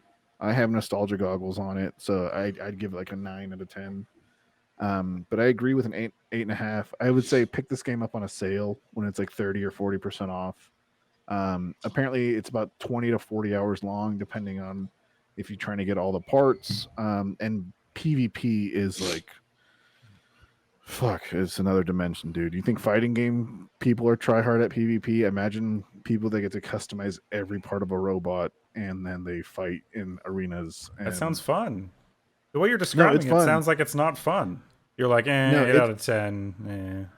No, missions. The game is extremely fun. But like if you compare it to like a Baldur's Gate where there's like story and you give a fuck about like what's going on. Oh my god, Jesus! You people, you're comparing it. You people in your phone, you can't help God it. Of War, you can't help The Last it. You of can't Us. help it. That's right. Any other story-based eating supper. Got a 9 out of eating 10. supper for $20. Well, it's not Baldur's Gate. Fuck, like Jesus. Hey man, Baldur's Gate cost me $60. You know how many suppers they could buy me. Oh my god. But now, like I said, I would definitely wait if you're not a huge fan of Armored Core, or if you're not or if you're looking for something new to play and you want to play like a mech game or like a really fast-paced game, Armored Core is the way to do it. I know a $60 price tag for something is kind of steep. So I'd just say wait on a sale unless you like are really into games like this. But I liked it a lot. I like it. I'm still playing it. I'm playing on PS5. Dwarves. Well, you just ruined it. No, I'm not getting it. Dwarves, glory, death, and loot. Okay, I'm just gonna get this out of the fucking way, guys. Spoiler alert: this isn't Baldur's Gate. Okay, so can we not? Can we just not? Okay, what is this game? It is the game I enjoyed most on Steam Next Fest demo. They had this demo out, and basically, as far as I can tell, not a lot has changed from the game. It was really fun during Steam Next Fest. I think they just added further progression. It is a 2D side scroller, very pixelated roguelike where you gather a team of dwarves and you assign them and buy them items in this build phase, and then you click battle, and it's an auto battler. You don't even have to click, do anything. You just see your little dwarves fight the goblins. You can speed it up to 5 times in case you hate watching the battle, which I've started to do. And it ends. You get an amount of gold. You maybe get some loot. Your dwarves gain more XP. And this is so fucking addicting. It's an early access, so I didn't want to like wear out its time because I do want to get to the end of the game. There's like boss battles and all this cool stuff that they have. But I still put, I think, like 10 hours into it. On Steam, they describe the game as perfect for slacking off during work. And yeah, it's dangerous. I agree. Yes, it is perfect for slacking off during work. Each battle takes like 20 seconds, 15 seconds. A build phase probably takes the same amount of time. That's the gameplay loop, right? It's nothing super strategic. There's 6 classes in the game, and your dwarf changes class based on its primary weapon. Easy. It's easy. You want to change your dwarf class? Just give him another weapon. He'll still be the same level, so it doesn't matter that much. You can try out a bunch of different strategies. The game is $11, $11.99. I mean, that's my pitch. Not bad. Is this your first? Right? Is this your first idle game? I don't know if it's an idle game. No, you don't think so, huh? I think it's an auto battler. It won't. Isn't an idle game like it'll play in the background and then you log in and you have to like click a bunch of stuff and you get? Is that what an idle game is? Well, you're sending. I think this is an idle game, dude. You're setting up your characters and then you send them into battle, and then you don't have any control over the battle itself, right? Unless you wanted to. I'm calling that an auto battler. Usually, idle games are a little different. This is similar, but not quite the same. So an idle game usually doesn't require any interaction, but if you choose to interact with it, then you have added benefits. So this looks like there's 2 phases to the game, like a preparation, planning, purchasing phase. Yeah. It even says auto chest in the description. It is so. This looks good, actually. I may check addicting. this out. It is so. It is so addicting. That's not what I need right now. I mean, is it like Baldur's Gate 3 addicting though? Dude, shut the fuck up. I don't know. Probably it's got like it's kind of like a slot machine, you know. Like I see the little things come up, they go, and it's like, ooh, a purple item and 2 blues. Yes, put them on my dwarves. Hit start battle. The battle doesn't matter because it's sped up 5 times. I can't even tell what's going on. But the game is incredibly fun, and I think good call out would probably be just the amount of different weapons and items there are keeps it fresh enough. All the items after your characters hit 3 or 4 times, they get like an ultimate ability, and they all look super cool, and they all do a lot of damage and crazy shit. And yeah, it just the variety keeps you on your toes. Also, enemies will keep changing up and keep you on your toes. You'll have to kind of change your strategy a bit. Dwarves, glory, death, and loot. Oh, important note. I bought this because Burn Division put it in the Discord, and he said, I've been playing this game and it's good. I recognized it off Steam Next Fest, and I said, yeah, awesome. So Burn Division, thank you for supporting these developers. Now they have the DLG bump, so, you know, I think they're going places. Wait, is this something you're promoting? You didn't even tell us, you son of a bitch. No, I'm not. I'm promoting it on this podcast because it's a good game. Yeah, 75%. 500 reviews. That's where we're at. But it looks intriguing, actually. The more I look at it, the more I like it. Yeah. Yeah. Looks a bit addicting. I can see how it's addicting, and I can see why, you're poo-pooing a little bit on Baldur's Gate 3 of that addiction, because you're already addicted. You gotta purge some things to make room for others, because I don't know My that. whole Well, life is I don't just know. Maybe don't managing take addiction. That's what it feels like, you know? Yeah, that's definitely the plight of a gamer as well. Sometimes, That's modern day shit now. Actually, it's good. Yeah, that's The cynic in some me real grows. shit. Because I mean, I got no room to talk. I'm absolutely addicted to Baldur's Gate 3 for sure. Because that's all I've been playing. I have about 5 campaigns that I'm rotating with, and it's too much. Wow. 5 is definitely too much. I couldn't do more than 2 or 3, dude. But It's You're too much. What juggling. ends up happening? Yeah, what Athletics ends up check. happening? Passed. Every day you're juggling. Facts. Yeah. Well, is it pass? I don't know. It's kind of hit and miss. I guess it depends. But yeah, I've got some good ones. I've got some good highlights from some different ones. And so, like, one of the campaigns I'm in, it's me, Lotion, Tagloro, and my boyfriend, and we're all evil. We're super evil. We like kill everybody and then try to like fuck all of the evil people. Kinda. I don't really think that we were trying to fuck everybody, but we definitely fucked Minthara, and that was wild. How do you guys feel about, like, are you sleeping with any of the enemies? Sleeping with any of the people? Are you trying to? enemy, I ain't sleeping with no enemies. But I got one girl. But I can pretty much call it. what's weird? What's weird is that there is, without spoiling anything, one of the characters just randomly tries to fuck you, and it's not one of the ones that you expect. And when that happened, I'm like, "Whoa, man, calm down, down, boy." So you fucked them. You fucked them collectively, Amanda. Like you had to force them.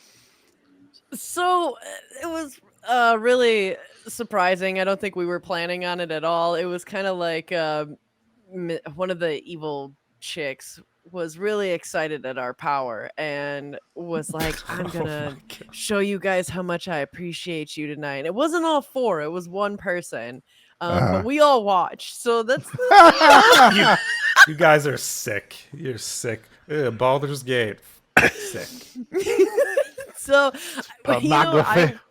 I was not expecting it to go that way, and definitely neither were the other 3 people I was playing with. We all were like, "Wow, this is really This explicit." is a lot.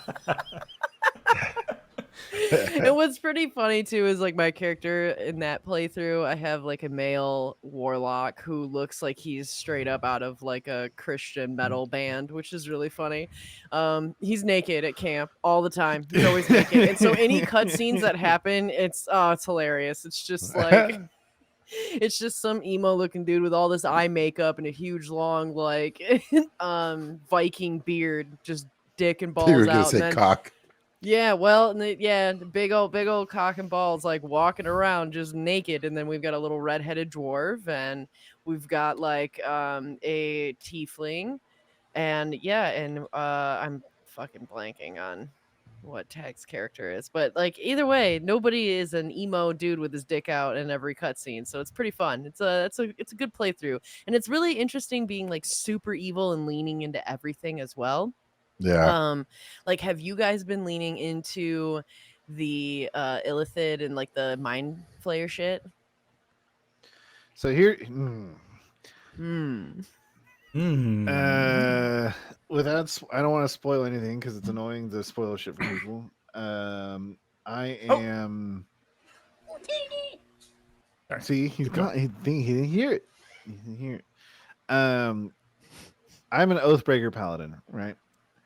So my freedoms of being able to choose what I want to choose compared to playing like a normal paladin is like way more open. Now the way I'm playing the game is not Nicholas. Are you playing the game as Nicholas? No, I'm playing it as a character that I made for D&D, and like he's a low intelligence person who's like an exorcist that always just wants to help like the common person. But when he gets overwhelmed, he's just like, other people take care of it. I just hit shit, right? And so usually I'll take the inference or like the companionship like advised responses to like conversational pieces and stuff like that, or like if there's a quest and there's like a specific party like member needs to go, like doesn't need to go do it, but there's something that you need to do, I usually will bring that party member if it's their quest, because most of the quests for like, for example, there's a character that everybody meets no matter how many times you play the game, where you go, you're going to meet a character named Will, right? You can do his whole quest line without even him being in your party once. And so what I will do is if I'm doing something that involves Will, I will bring Will and I will have Will give me his inference. Does that always work? No, because the game doesn't want you to do that.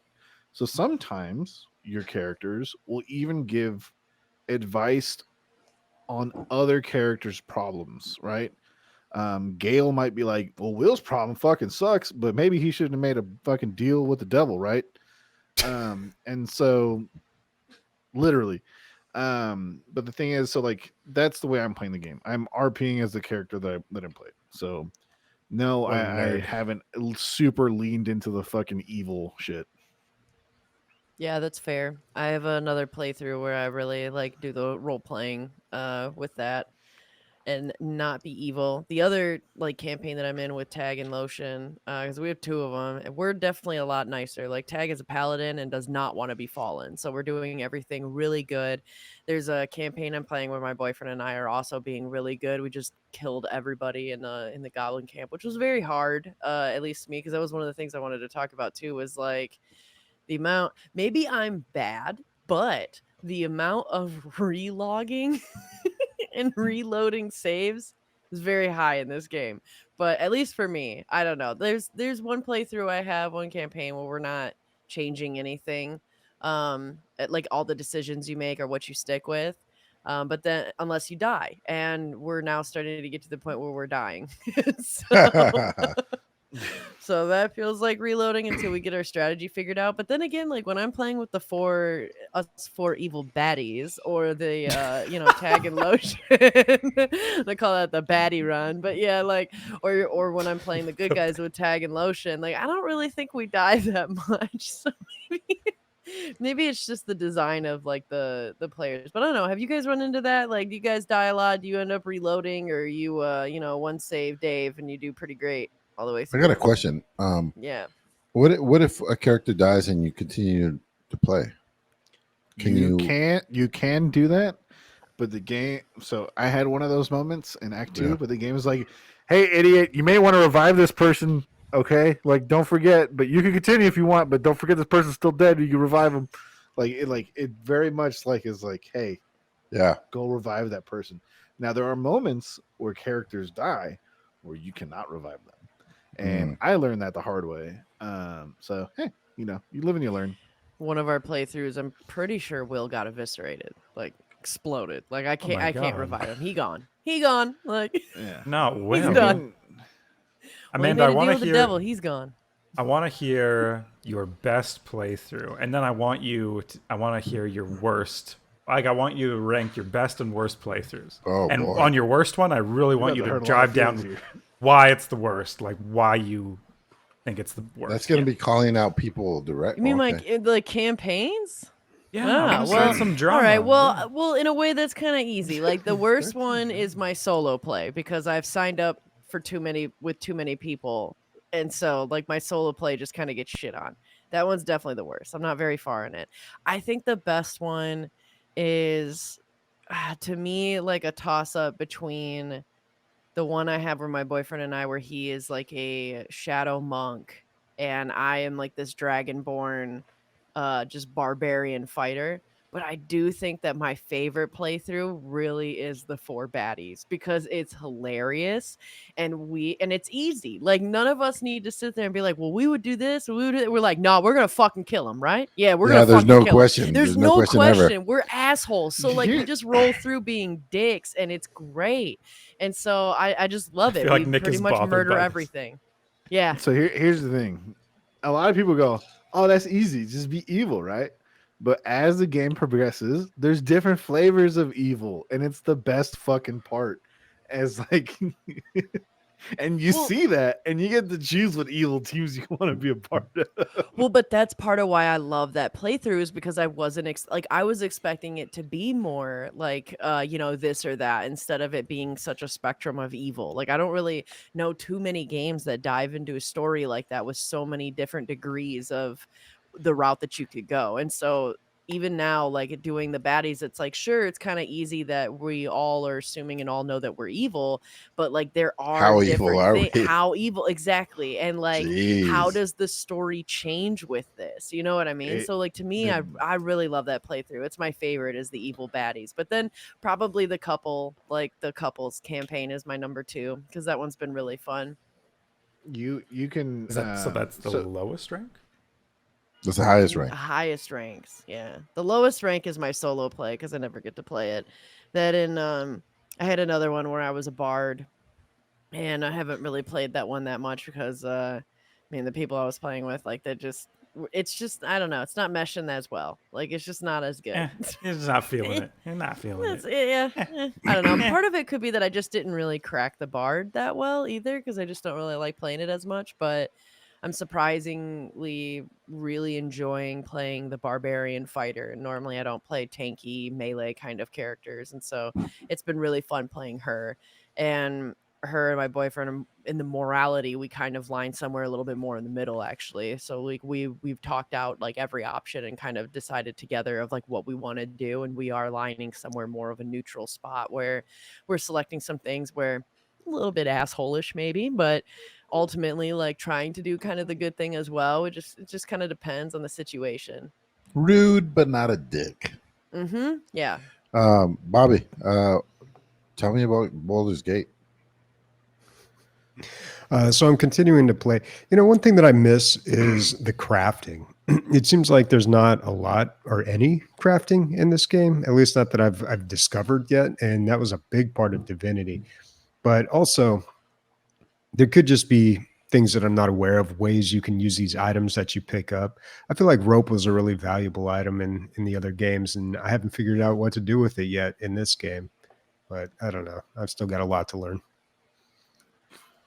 Okay, nothing cool happened, or you didn't kill anything, or there wasn't a moral dilemma, or 4 weeks ago. No, I mean, yeah, there was all I that. don't know what to do with this rope. Okay, 4 weeks ago, Emilio, you said Bobby explains stuff by what he doesn't like about it, and I explained. You were like, "How's Baldur's Gate?" And he's like, there's no crafting." What? Yeah, I can't kinda cut down fun. trees because that's Bobby's favorite. this game has so little wrong with it that it's very hard for him to talk about it. So Did you No, guys I've in Paladin been- class understood? No. better. It's going better. I understand it a little bit better. And I think I know what village you're talking about. I'm still not super far in the game, but I feel like I'm really hard on goblins. Like I might be racist towards goblins in this game. I don't know what it is. You're not Well, they're racist little towards shits. goblins. It's just that all the goblins are corrupted. So it's very Okay. hard to be like, oh, these goblins are all right. No, they're all fucking evil, dude. Yeah. Okay. Well, maybe that's it. Yeah, because I'm playing a paladin and I'm trying to be like, like I usually play a paladin, like a good guy. But then every time I run into a goblin, I'm like, let's just fucking kill this guy. Dude. Immediately, let's just fucking kill them. And that's part. As Bobby, you progress, question on Paladin and how it works. If can you decide to add a smite after you know that it hit, or you have to decide before? No, so it gives you an opportunity to add that. I think you can set it up to where it automatically adds it every time, but when it gives you those opportunities where even if somebody else's hits and then there's I can't remember what that's called in D&D, but you can choose to like add something to it. It goes by super quick and I always miss it. I gotta be more aware of that. it's a bonus action, right? And as long as you have a bonus action still on your turn. So I'm playing Paladin, and when you're like your character's about to hit, and it's like, so when you choose Divine Smite, there's actually 5 Divine Smites. There's like reaction, critical strike, and all these, and like reactionary critical strike. And so the game will tell you, you're about to crit. Would you like to cast Divine Smite and do additional damage? And you're like, yeah, no fucking shit, I would like to do that. Unless you're killing like thing with 10 health, then you don't want to like do 38 damage to it and waste a spell slot. And so yeah, playing Paladin blows when it comes to doing AoE, but hitting one thing really hard is really fun. Bobby, what's your character's name? Identify yourself. It's Dwarf Paladin, dude. Dude, you don't know the Legend of DP? Legend of DP. All right. Legend. Sasha Short Grey round, had ready to pound, started it. dude. All right. We're done with Baldur's Gate 3 for this week. Never. That's our weekly dose of Baldur's Gate 3. Yeah. I just want to give a shout out to Speaking with Animals. I think that's such an underrated spell that everybody should indulge in. It's pretty entertaining and funny. We have talked about it briefly before, but I have found that sometimes, depending on where you are, you can use the animals to your advantage in ways as well. It's a like great little spiders. spot in home games too, because like it forces the DM to speak as a mouse or a snake or whatever, you know. Yeah. All the I just cats think are it's assholes, by the way. Yeah? All the I haven't cats are encountered too assholes. many cats. You'll meet some. I didn't really appreciate talking to spiders. Those were kind of creepy, but they ended up coming in clutch, though. Yeah, but the spiders are they're creepy because like as soon as I opened up this one door, there was like this big ass fucking spider that ran right up into my face, and she was just like, "Yes, I want to eat and rip off your flesh," and I'm like, "What the fuck?" I was like, "Why don't you go eat some goblins?" And she's like, "Yeah, they sound great." And then she killed a bunch of goblins, and I was like, "Word, thanks, homie." And luckily, she died before I had to talk to her at the end of the battle because I was like, I don't want to fucking talk to you. No, gross. I'm still hungry. Oh, fuck. Like, well, at least you always attack the weakest one, right? You make them fight each other and then attack whichever one survives. Yeah. Are we plugging in Right, subbing? Or are you guys gonna plug your royalty links or whatever they're paying you? Oh Jesus! Yeah, nothing. I love that we gave Gray to Bobby, so he could just come in with that fucking Gray, just like dark forces. We could have Bobby's monotone voice as a color. What would it be? Great. That was actually his third favorite color, and it's not even there. After It's just- black Oh and my white. God. No, well, I didn't realize this is what it was for, but Christian messages me and says, "What's your favorite color?" And he messages me all the time with just random bullshit like that. So I was like, okay, That's not it's true. neon green. I'm nowhere Oh my near god, did my everybody favorite say color. green? I said forest green. Yeah. Did anybody get their favorite color? Because I didn't. I did. No. Mine's You said- green. did. You said oh, okay. Everyone, whatever. I did my best. guys. Everyone I said a did- different shade of green. It That sounds happens. like Like everybody green. said a different shade of green. I did my best. I did my best, and you can do your best too by supporting us on Patreon for $5 a month. What do you get? Yeah. Shirts, stickers, maybe one day. A green name in Discord. Our undying love. If you enjoy our podcast, that's really appreciated. A lot of it goes to DLG Con, so we really invest it back at the end of every year to throw a big gaming party, which is a lot of fun. Nick, what's going on with the stickers? You're in charge of stickers. You're the sticker department. Nick, the sticker department, guys. What's going on? I think the sticker department guy hasn't gotten very many submissions, so I may have to go to an in-house solution to get a custom design. It looks like we're getting a new DLG logo from what people have told me and what users I've messaged. And we were thinking about doing a sticker for each cast member and then combining them all into one thing. However, that was going to be a pain in the butt because that's going to be like $700 in art fees. So we'll see what's going on because it might just end up being one copy of Baldur's Gate to design a new fucking, since Baldur's Gate's new currency, to get a new sticker design. So yeah, we'll see. Okay, well, we're all waiting. Bated breath. I like how Emilio man. just delegated this sticker duty to Nick and like ripped I it. did, dude. I did like 6 months ago. I've been waiting for stickers. Dude, we were waiting 6 months before that for you to I know. finish the sticker. I know. It's like I'm punting the sticker ball. Okay. All right. We forgot to shout out King Tyron last week. He subscribed for 7 months. Yes, sir. Thank you. A little over half a year. We appreciate it, dude. Thanks, King. And then we got today, we got Tommy Hill subscribing for 4 months. He says bread, butter, and sugar. Is that what he said? Is that why you put that there? I'm assuming, Yeah. Christian. Yeah, that's what he said. I don't know what it means. I don't know. No, That that was in response to something. Oh God, we were talking about something, and he said that, and it made sense. We should really interact with chat more. Yeah, probably. All right. Well, Listener questions. Let's get to it. We've got just a few here. First one from Zap. Why is the animated server banner on Discord a kid playing Mario in front of a TV? And I am wondering that as well. I think Christian set that. Yes, I am wondering that as well. When Discord was unveiling their animated server banners, I was trying to make it work, and I was just using DLG to test, and that's why it's like that. It was like the first animated gaming thing that I found. But we can have another one. Jen's made an awesome little end slate pixel GIF for us that I think would work way better there. So maybe I should use that, right, guys? Yeah, That's sounds the like one you that answered plays your at own the end of the question, bud. show. Yeah, the one. That plays Well, at it's the end of very the show. small. This animated server banner just shows up in the top left corner, right? It's pretty small, if I remember correctly. Oh, it's I don't small. know. Oh, it's small. Small but mighty. Yeah, dude, that's not very big. We should think of something cool. Nick, maybe you could have like someone design that or something. I can get it done. I don't know how much money it's going to cost, but I can get it done. Whatever we want. Maybe it'll be each one of our faces reacting to Baldur's Gate, and we'll have that There we just like go. pixelated and then switched. We'll see.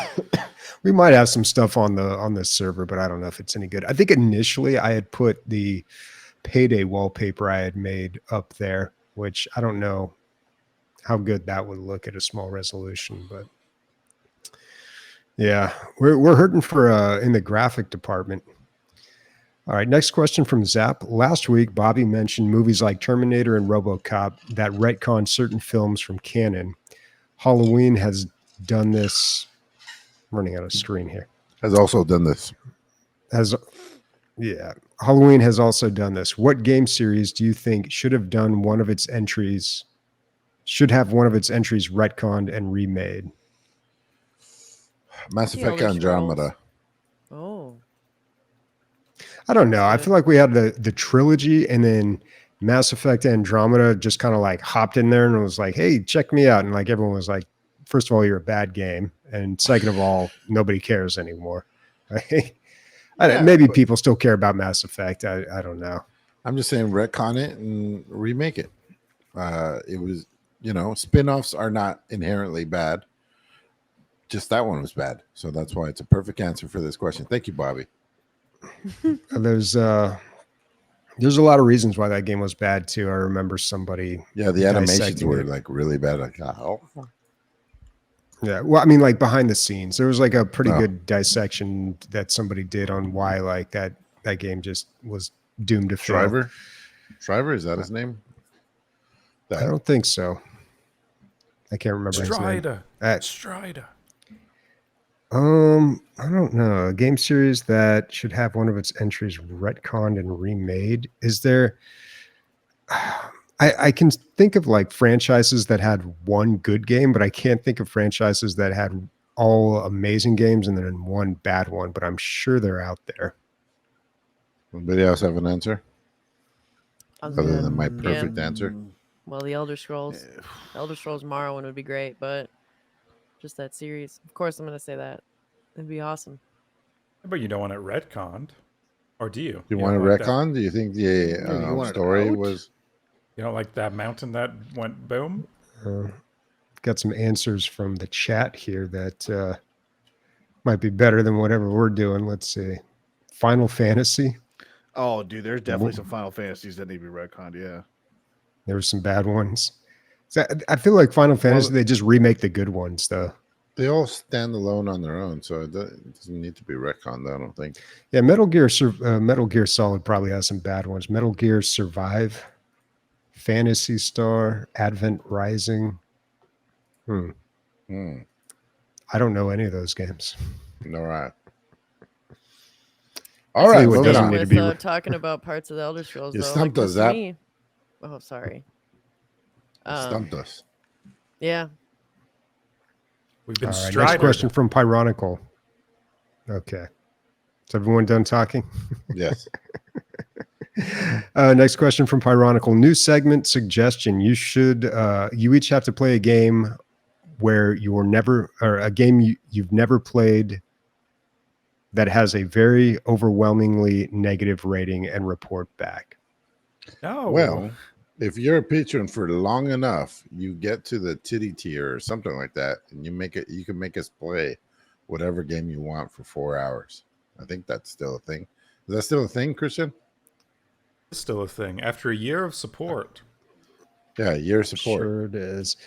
You know what? I've had this idea before, but I don't think there's usually not too much to say about really bad games, especially the ones that are overwhelmingly negative, because either they're getting review bombed like Overwatch 2, or they're just like cheap asset flips that are just like not even worth commenting on. But I don't like this. I It's don't so know. negative, Bobby. You know, like I would like it if we played a overwhelmingly negative game and we brought back like what we thought was actually good about it. But it just feels like if it's already overwhelmingly negative, are we just going to shit on it more? Like, why? That's not in Bobby's nature. You want us to make fun? No, I'm saying like the games. Find me a game that's overwhelming. You'd have to find a controversial game, that a lot of people don't like, but some people really like. Like you can't just like get like Baby Diaper Muncher 3 or something. Something that somebody made and like sold for like 50 cents, so they can just sell the cards. And yeah, it's tough, man. Usually the overwhelmingly negative ones are just like obvious crap that just doesn't like barely runs and has nothing of value or worth commenting on. But if there's one that I don't know, I'm trying to think of one that everybody hated, like a Duke Nukem Forever or something. Oh, dude, yeah. I can't say anything more than that. I don't even know what the rating. What's the Steam rating on that? Nick, how come sometimes you have really tight curls, and then right now you have like really big curls? Like it all wavy. depends on whenever I wash my hair and if I use conditioner or not. And then sometimes I'll pull them out too. So like if I brush my hair becomes an afro. It like literally will go out to like here. And if I don't brush it, it stays super tight curls. If I put oil in my hair, it'll stay super tight. Yeah. It all depends if like I let Vivian play with it. As soon as one curl springs out of place, I'll pull it all out. Yeah. Man, you have so many options, man. I feel like I just have hair on my head. Yeah. Meanwhile, Leslie has straight hair, and I'm like, your hair's so nice, you don't have to worry about anything. And she's like, I wish I had curly hair. I'm like, no, you don't. Nah. Everybody All right, always last thinks question. the grass is greener on the other side. That's true. I do not like my flat hair. Be Kind Rewind says, wouldn't it be amazing if Origin can make an Ultima reboot with modern graphics? Emilio's literally yawning right now. He just Dude, I had such a hard... Dude, my whole gaming week was playing BroForce for an hour before the podcast. And you loved it, dude. You loved it. I haven't had a day off in like 14 days. I've been working like crazy. A goddamn hurricane hit while, we're trying to build a goddamn building. It's been rough. But I don't bring it here. No. I'm keeping it upbeat. You really are. You always do. Yeah. I don't understand this question. There's a series called Ultima. It's an old game series. It's like kind of like a fantasy setting. Unfortunately, I have no reference for this, so I have Like a first MMO. Ultima Online. Yeah. Yeah. But like a Diablo view. But I don't know what Origin is in this reference. Too old for us, dude, and that is a rare question. No, I think Origin is he talking about EA's platform that it's EA Access now, but it used to be EA Origin. I don't know, man. If you're interested, try again. Be Kind Rewind. Yeah, try again. Raf Koster is making a new MMO the person who designed Ultima Online. So if you want a new MMO, check him out. All right. That is it for listener questions. What's everybody playing next week? Origin was a developer? How did I miss that? Origin game developer? All right. Thankfully, we have people in chat who know what they're talking about. I need to play more Baldur's Gate without being facetious. Like, I just haven't played enough. I'm staying away from it because everybody else is playing it, you know. But dude, why be contrarian? Just fucking play the game. Goddamn, why are you I'm so not weird? being contrarian. I'm not being contrarian, but we need to deliver an entertaining podcast. And Gatecast is not what some people are looking for. Look at my especially eyeballs. the Christians out there. Look at my eyeballs. All five I don't of care. us. I don't care about those people. Okay. I don't care about any one of them. I'm going to play Just the kidding. Third I love you Age all. mod for Medieval 2 Total War. It is the Lord of the Rings mod for a Total War game. I just kind of had an itch. I had a craving. I had a little je ne sais quoi. Obviously, it's a free mod, right? Most mods are free. For an old game, Medieval 2, I think 2012. Can't remember the exact year, but old. But they keep updating it. The latest update for this mod was 3 months ago. That's amazing. That's over, I think this mod has been 8 or 9 years in the making, right? So they've added a bunch of quality of life stuff to the game, and I'm just excited because I do think Lord of the Rings should have like a grand strategy game somewhere. Like, why not? It's awesome. So, And a good one. They deserve a good one. yeah. There's so many armies. If only the fucking stupid fucking Total War creators made one. Yeah. So dumb. No, there's a rumor that Total War is gonna they're gonna make one in the next 2 years because the people who own the Lord of the Rings IP now are just selling it to everybody, and Total War has everybody's like, because they're not making any more Warhammer games, they're like, what's the next fantasy setting you want to have? And everyone's like, Lord of the Rings, fuck everything else, just Lord of the Rings. No, nothing else. Lord of the Rings, please. And that's Have they literally said they're done no with one gives a Warhammer? fuck. They are done with. They're not making another complete Total War Warhammer game. They're That was a making lot of work, DLC. man. They're making DLCs for the newest one, and they're going to be making like a $40 DLC later on. That's going to add like 2 new races and like another part of the game essentially. But they're not going to come out with another Total War game. They said they're done with Total War Warhammer Fantasy. That's it.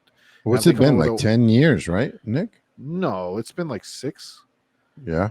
6? Since I was in language school, Total War Warhammer 1. And you know what's funny? This segues into what I'm fucking playing. Is their new DLC. It's been 7 years, by the way. May 24th of 2016. 7 years. There's a new DLC coming out. I bought it before the whole protest started, so I gotta play it. And then it also adds the not the DLC adds the achievements. The achievements are finally being added to the game mode that I really want, that everyone really gives a fuck about. So I will be officially starting my full playthrough of the game. And so annoying Total War Nick gets to come back to the podcast. Yeah. Version of everybody. Nice. But, You already know I'm going to be playing so much more Baldur's Gate 3, but I won't be on the next 2 podcasts, so you'll get a break from that. You'll get to go back to Total War with Nick. Yeah. Bobby? I might check out that Dwarves game Christian was talking about, and I don't know if I have time. I might go see that Gran Turismo movie. dude, please go see it. Please, I want to hear what you think, and then I want to go see it if it's good. I hear it's not that bad Because it's based off the true story, right? Of like Yes, what they sir. did, where they. Yeah, I mean, Yes, sir. What are you going to be playing next week? I already said Third Age for Medieval 2 Total War. Yeah. No, dude. It's Baldur's Gate because you said it was bought, dude. Oh, it's the wrong bought. answer. It's bought, but It's mine, who but I knows? won't play it. Hey. It's in my inventory. It's coming. Guys, you're pushing. If you want you to, guys are pushing Baldur's Gate. if you like want it's to bully fucking drugs. Sniper into buying Baldur's Gate, please send us your money, and then we'll use it to buy drugs and alcohol. Okay, thank you. All right, everybody. Speaking for Nick, Christian, Bobby, Amanda, and myself, we got how we did Baldur's Gate. We got a star field full of titties. Bye, everybody. Anyone sticking around and watching stuff? We're doing a. What are you watching? Watching D&D, Honor Among Thieves. Oh, cool. Yeah. Stick around. As long as I don't get accosted by my family members. But yeah, I'm down. Who's streaming it? Okay. Do you have a solid copy?